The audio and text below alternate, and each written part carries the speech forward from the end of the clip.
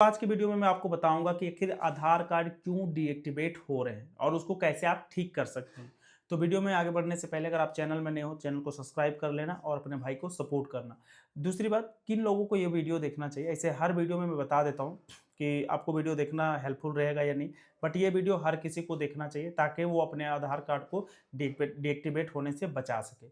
तो सबसे major reason जो है, सबसे पहला रीजन है जो मेरे नज़रिए में आया, जैसा मैंने इंटरनेट से सीखा है, कि लंबे अरसे तक आपने आधार कार्ड में कुछ भी अपडेट नहीं करवाया हो। जैसे आधार कार्ड का नियम है कि हर 10 साल में एक बार बायोमेट्रिक अपडेट करवाना ज़रूरी रहता है।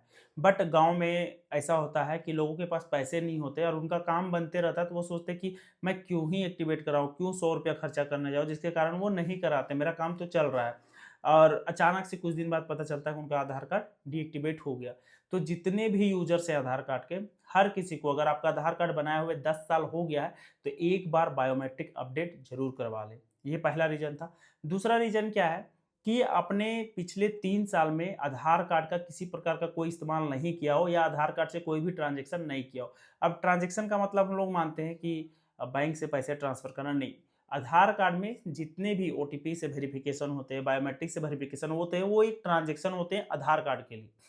तो आपने पिछले 3 सालों में किसी प्रकार का कोई भी सर्विसेज़ यूज़ ना किया होगा। जैसे बैंक में जाके अंगूठा लगा के केवाईसी ना किया होगा, ऑनलाइन में किसी तरह का केवाईसी ना किया होगा ओटीपी के माध्यम से। मतलब बहुत सारे सर्विसेज़ होते हैं जिसमें आधार कार्ड का ओटीपी लगता है और आपने पिछले 3 साल में किसी प्रकार का कोई भी ट्रांज़ैक्शन नहीं किया है। मतलब आधार कार्ड का इस्तेमाल किया नहीं है, ना बायोमेट्रिक से पैसे निकाले हैं बैंक में जाके, ना केवाईसी किया हो, ना कोई भी जो होता है ना सर्विसेज़, सरकारी सर्विसेज़ जिसमें आधार कार्ड का यूज़ होता है, ओटीपी वगैरह लगता है, ऐसा आपने कोई भी काम नहीं किया। तो ये भी एक मेजर रीज़न है जो कि आपका आधार कार्ड को डीएक्टिवेट कर सकता है।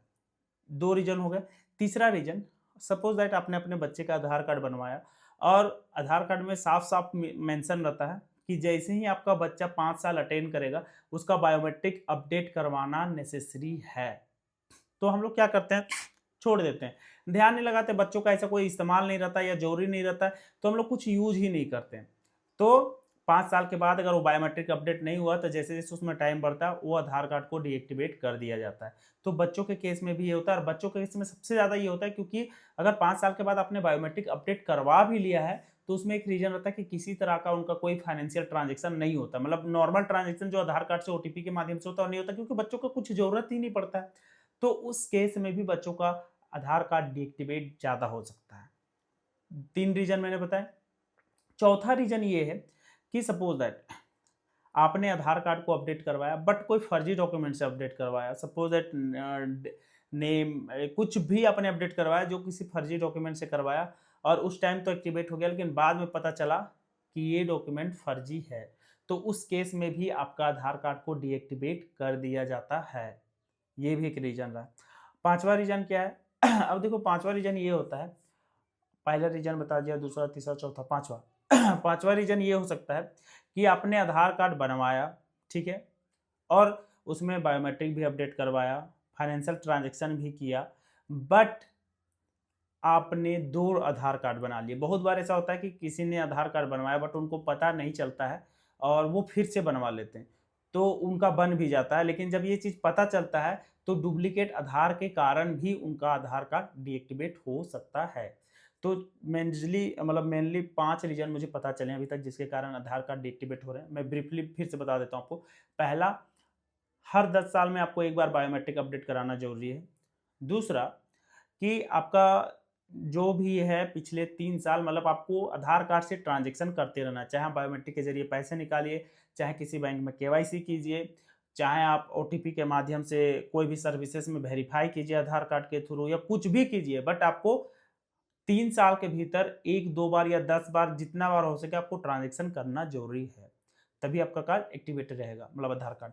दूसरा रीज़न जो है, मतलब तीसरा, बच्चों का जो आधार कार्ड आप बनवाते हैं, उसमें है कि आपको 5 साल जैसे उनका हो जाए तो उनका पुनः जाके बायोमेट्रिक ऑथेंटिकेशन कर लेना है, मतलब बायोमेट्रिक फिर से उनका ऐड करवा लेना है और अपडेट करवा लेना है। 5वां, कभी भी कोई फर्जी डॉक्यूमेंट्स का यूज़ ना करें, एकदम ऑथेंटिक और जेन्युइन डॉक्यूमेंट्स का यूज़ करें आधार को अपडेट करने के लिए और अपना आधार को सेफ रखें। जो 5वां, सॉरी चौथा बोला था मैंने, अब 5वां। पांचवा में यह है कि अगर आपका पहले कभी इनरोल हो गया है तो आप इसको दोबारा इनरोल ना कराएं, उसके बारे में कस्टमर केयर से बात करके पता करवाएं। आपका पता चल जाएगा, पूरा एड्रेस वगैरह बताओगे तो वो आपका जो इनरोलमेंट आईडी है वो दे देंगे, फिर आपको आपका आधार कार्ड मिल जाएगा। और एक और चीज़ है जो मैंने आधार कार्ड में देखा और समझा कि आधार कार्ड के जरिए बच्चों को ढूंढा जा सकता है। अब ये कैसे होता है, एक छोटी सी कहानी में बताता हूँ। सपोज दैट आपका कोई 2-4 साल 5 साल का बच्चा था, एग्जाम्पल के तौर पर, और अब इस चीज़ को लिए मैं एक चीज़ और बताता हूँ कि आपको बच्चों का एनरोलमेंट कराना बहुत ही आवश्यक है और उनका बायोमेट्रिक भी अपडेट करवाना बहुत आवश्यक है। क्यों आवश्यक है, उसी के लिए मैं ये चीज़ बता रहा हूँ। तो सबसे पहला चीज़, सपोज दैट आपका बच्चा 6 साल 7 साल का है और वो किसी कारणवश खो गया। अब खो गया तो किसी ना किसी अनाथालय में या जहाँ भी बच्चों को अडॉप्ट किया जाता है या रखा जाता है, वहाँ पे वो किसी कारणवश चल गया। तो आधार कार्ड की जो सर्विसेज हैं वो हर एक अनाथालय या जो भी होता है वहाँ जाके बच्चों का इनरोलमेंट करते हैं खुद से।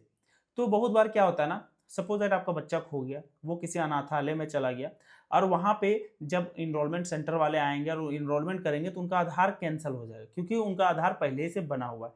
तो जब कैंसिल होता है ना, तो उनको ये पता चलता है कि पहले किस एड्रेस से इसका आधार कार्ड बनाया गया है। तो इसमें एक बात ये हो सकता है कि आपके बच्चे अगर खो जाएं तो आधार कार्ड के जरिए भी उनको ढूंढा जा सकता है। तो चलिए, इतना कुछ मेजर रीजन था 4-5 जिसके कारण आधार कार्ड डीएक्टिवेट हो रहे हैं, जो मैंने आपको बता दिया। तो आपको कोशिश करना है कि ये चीज़ों को अवॉइड करना। अब सपोज दैट किसी का आधार कार्ड डीएक्टिवेट हो चुका है, उनको एक्टिवेट कराना है, तो क्या करना पड़ेगा उसके लिए? सबसे पहला बात आप एक चीज़ जानिए, अगर कोई भी आधार जो सेंटर है आपके पास, वहाँ जाते हैं और वहाँ आपको हेविली मतलब ज़्यादा अमाउंट चार्ज करते हैं उसके लिए, तो बिल्कुल कोई भी पैसा आपको नहीं देना है। मेरे गांव का एक का हुआ, उनको 15,000 रुपये मांगा गया एक्टिवेट कराने के लिए, तो आपको एक भी पैसा वहाँ नहीं देना है। आपका जो बड़ा सेंटर होता है ना, हर शहर में 1 या 2 सेंटर होता है। अगर कोई सामने वाला ज़्यादा पैसा मांग रहा है तो आपको बड़ा सेंटर में जाना है और वहाँ पे अपने आपके जितने भी डॉक्यूमेंट्स होंगे, एड्रेस प्रूफ, ये सब सारा चीज़ लेके जाना है और वहाँ जाके आपको मिलना है और उनको बताना है ऐसा हो गया। वो आपको जो भी डॉक्यूमेंट्स लगेगा वो मांगेंगे, आपका फिर से बायोमेट्रिक वगैरह करके और कर देंगे और आपका कार्ड एक्टिवेट हो जाएगा। और शायद वहाँ नॉमिनल फीस कितना लगेगा मुझे पता नहीं, बट 100 रुपये से ज़्यादा नहीं लगना चाहिए मेरे हिसाब से। तो आपको ज़्यादा कुछ भी चार्ज देने का ज़रूरत नहीं पड़ेगा आधार सेंटर में जाओगे। दूसरा हेल्प आप क्या ले सकते हैं, कस्टमर केयर से बात कर सकते हैं और उनको बता सकते हैं कि मेरा आधार कार्ड डीएक्टिवेट हो गया, तो वो भी आपका आधार कार्ड एक्टिवेट कर सकते हैं। और तीसरा एक इनका मेल आईडी आता है, उसमें भी आप पूरा जानकारी अपना आधार कार्ड के साथ मेंशन कर सकते हैं कि मेरा ये आधार कार्ड है और मेरा डीएक्टिवेट हो गया है, तो इसको एक्टिवेट कर दिया जाए ताकि मैं इसमें अपडेशन करा पाऊँ। तो ये सारा चीज़ कर लेना। और एक चीज़ आपको जो अवॉइड नहीं करना, आप अगर अपने आधार कार्ड में लॉगिन करोगे तो वहाँ पे डॉक्यूमेंट्स अपडेशन का एक ऑप्शन आता है। तो यही एक ऑप्शन है जिसको करने से आपका आधार कार्ड सिक्योर रहेगा, सेफ रहेगा और एक्यूरेट रहेगा और साथ ही डीएक्टिवेट होने का जो चांसेस है वो कम हो जाएगा। तो वहाँ पे जाके आपको एड्रेस प्रूफ और आइडेंटिटी प्रूफ 2 डॉक्यूमेंट्स है जो अपलोड करना है। अभी पता नहीं ये फ्री ऑफ कॉस्ट रहा है कि नहीं, या may be free of cost अब ना रहा हो, पहले था अब होगा या नहीं होगा पता नहीं। तो उसमें जाकर अपना डॉक्यूमेंट्स अपडेट करा लेना और इस प्रकार से आप अपने आधार कार्ड को बिल्कुल एक्टिव रख सकते हो। और किसी को भी एक्स्ट्रा पैसा देने का ज़रूरत नहीं है, आपका 100 रुपये से नीचे में काम बन जाएगा।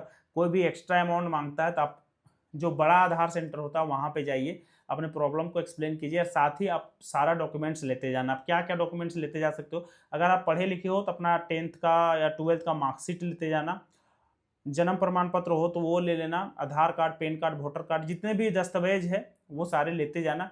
पता नहीं वहाँ क्या मांगा जाएगा, मुझे भी उतना भी आइडिया नहीं है।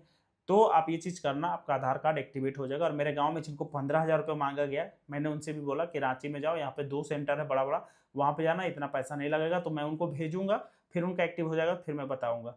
और मैंने तो स्क्रीनशॉट नहीं लगाया है, बट कोई नहीं, इस तरह से आप करोगे तो आपका आधार कार्ड बिल्कुल एक्टिव रहेगा। तो वीडियो आपको कैसा लगा कमेंट में बताइएगा और अपने भाई को सपोर्ट करते रहिए। सपोर्ट तो आप लोग कर नहीं रहे, बट कोई बात नहीं, आपका भाई मेहनत करते रहेगा। बस उम्मीद है कि सपोर्ट करिएगा आप लोग, तो मैं भी लाइफ भी कुछ कर पाऊँगा।